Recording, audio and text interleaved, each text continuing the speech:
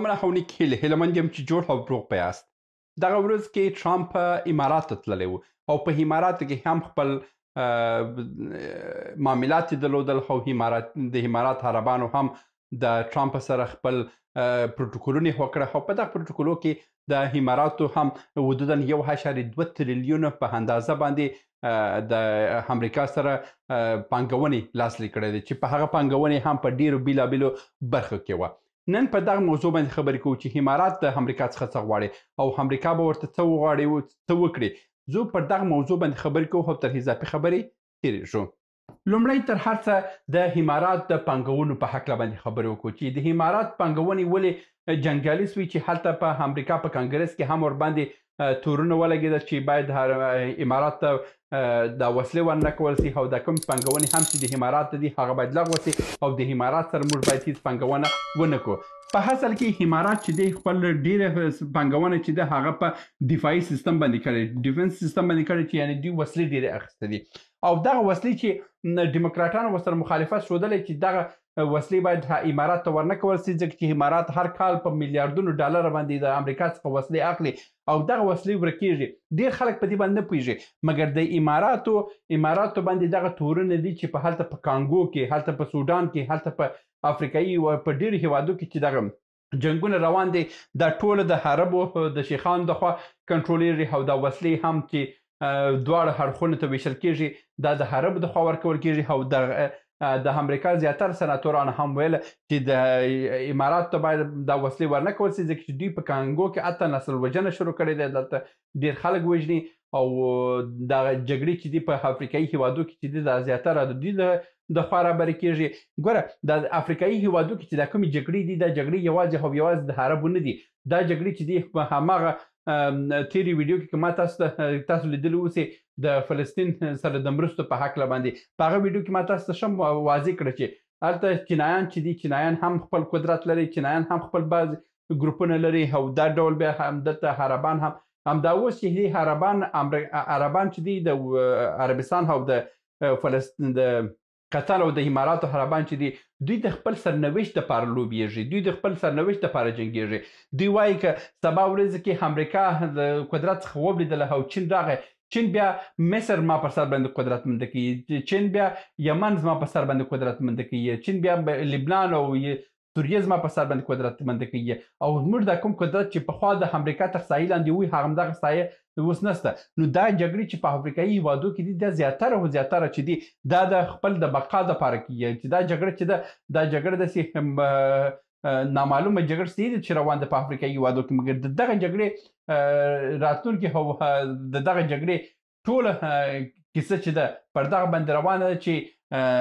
کانګو او هلته سودان دی که هلته زیاتره نور هېوادونه دي دا د چین او د امریکا جګړه ده، که هغه په منځني ختیځ کې وه، که هغه په امریکا کې وه، که هغه په اوکراین کې ده، که هغه په افریقایي هېوادو کې ده، که هغه په امریکایي هېوادو کې ده. دغه ټولې جګړې چې دي ما تاسو ته وویل چې د امریکا، چین او روسیې په منځ کې جګړې دي، دا ټولې اقتصادي جګړې دي، دا د راتلونکي منافعو د جګړې دي، دا د راتلونکي حکومتولي جګړې دي، دا د راتلونکي د نړیوال قدرتونو دپاره جګړې دي. دغه جګړې کې چې دي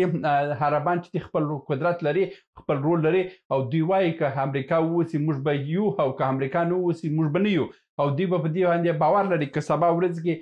چین خپل قدرت ته رسېږي چین به په نړیواله سطح باندې د ایران تیل ته دا څه ورکوي چې په نړیوال مارکېټو ته ورسېږي، د وینزویلا تیل قوي کوي او که وینزویلا تیل قوي سو، که د ایران تیل قوي سو، که د روسیې تیل قوي سو او که چین خپل تیل نړیوال مارکېټو ته ورسوله دا بیا په دې سطح کې د عربستان او د قطر او د بحرین او د کویت او دا شیخانو تیل به دلته په ځایانو کې پاتې سي او تر هغه وخته چې بیا دوی ته برته نوبت رسېږي تر هغه وخته به څه وسي ټوله سیستم به برقي سوی وسي او ټوله برق سیستم به هم په سولر باندې اوښتی او دا تیل به هم به ځمکې لاندې په دغه ذخیرو کې خاورې سوي وسي. نو دا د دوی د بقا جګړه ده چې همدا اوس عربان دوی کوي او دا کوم پانګونې او دا کوم وسلې هم چې اخلي دا نیابتي جګړو دپاره اخلي او د نیابتي جګړې چې دي د چین او د روسیې سره دي که څه دوی خپله ځي د چین د ولسمشرانو سره د روسیې ولسمشر سره د دوی ټولو سره عکسونه اخلي مګر دغه عکسونه اخیستل دا یو سیاسي مخ دی مګر په حقیقت کې دوی برته هم برته سره جنګېږي او دا جګړه دوام لري. بله په دویم مقام کې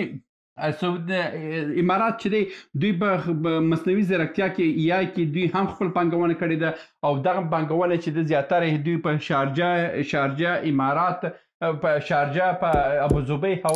دوبۍ په دغه درې منطقو کې د کړې دي چې په دغه منطقو کې هم دا اوس هم چې دی د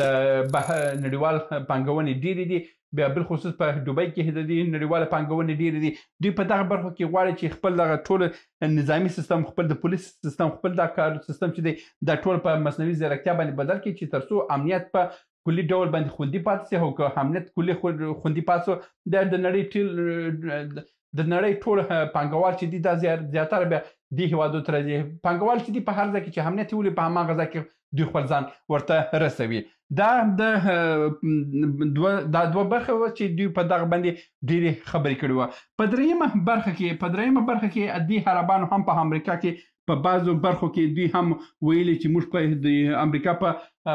مارکیټونو کې موږ خپل پانګونې کوو چې د دوی پانګونه هم چې وه 1.2 تریلیونه ډالر وه چې 1,200 میلیارده ډالره 1,200 میلیارده. زه به تاسو ته وګورم تریلیون لږ واضح کوم چې د تریلیون څه شی دی چې دغه باندې څو سر خلاص دی. اول 1 لرو بیا پسې موږ 10 لرو بیا پسې موږ 100 لرو بیا پسې موږ 1,000 لرو بیا پسې موږ 10,000 لرو دا 1,000 دی بیا پسې موږ 10,000 لرو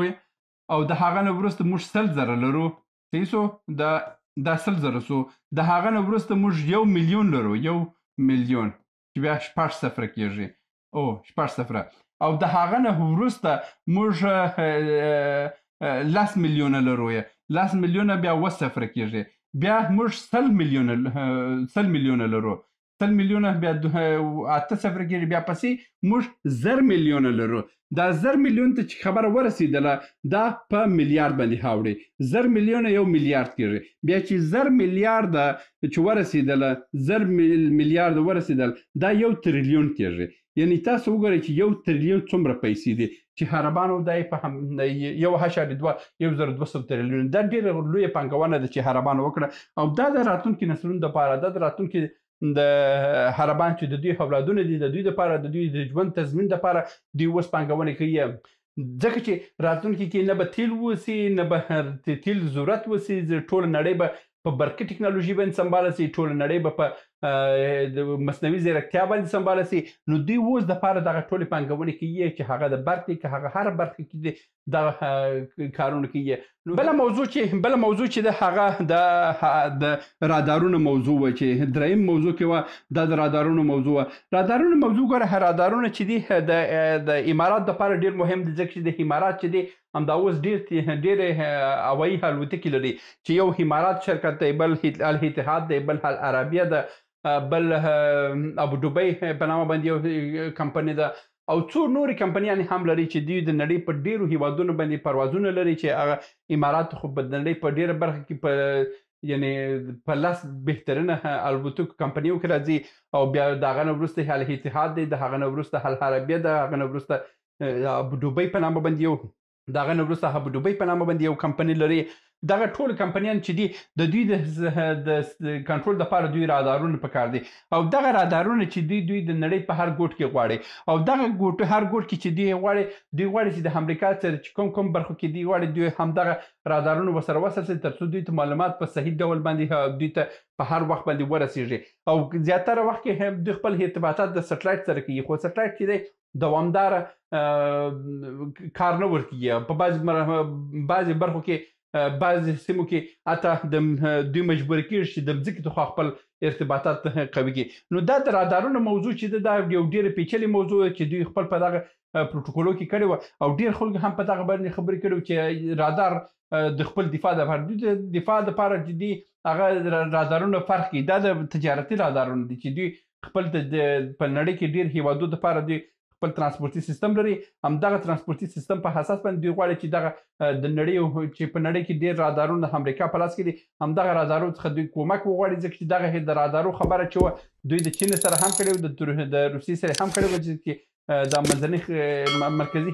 اسیا هیوادونه چې دي دا بیا تر روسیې پورې دا د روسیې تر کنټرول لاندې دي، دوی د هغو سره هم دا خبره کړې وه. دغه د رادارو موضوع چې دی دا یو تجارتي رادارونه دي، دا هغه دفاعي رادارونه نه دي. دا رادارونه د هغه رادارونو سره فرق لري چې په دې هکله باندې ډېر خبرې هم سوي وه.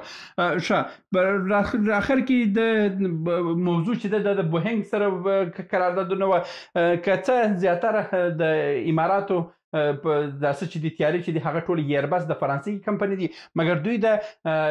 الاتحاد دپاره هم دوی بعضې بوهنګ تیاري اخلي، او د العربي دپاره، الامارات دپاره، دغه ټول شرکتونو دپاره دوی د بوهنګ قراردادونه هم لاسلیک کړي وو، چې په عموم کې مې تاسو ته وویل چې 1.2 تریلیونه ډالره چې دا په خوله ویل کېږي، مګر په عمل کې دا ډېرې پیسې دي. دا دومره پیسې دي چې په افغانستان په ژوند کې هم نشي کولی دې ځای ته ورسېږي. دا و د نن ورځې ویډیو هیلهمند یم چې یو څه مو ترلاسه کړي اوسئ. تر بیا هم په الله سپارم ښې چارې. سلامونه. موږ ډېر موضوعات جوړ کړي دي. که سیاسي موضوعات غواړئ ووینئ نو دلته کلیک کړئ، او که غواړئ اقتصادي موضوعات وګورئ نو دلته کلیک کړئ، او که غواړئ چې د تل لپاره راسره واوسئ نو دلته کلیک کړئ او چینل سبسکرایب کړئ. مننه.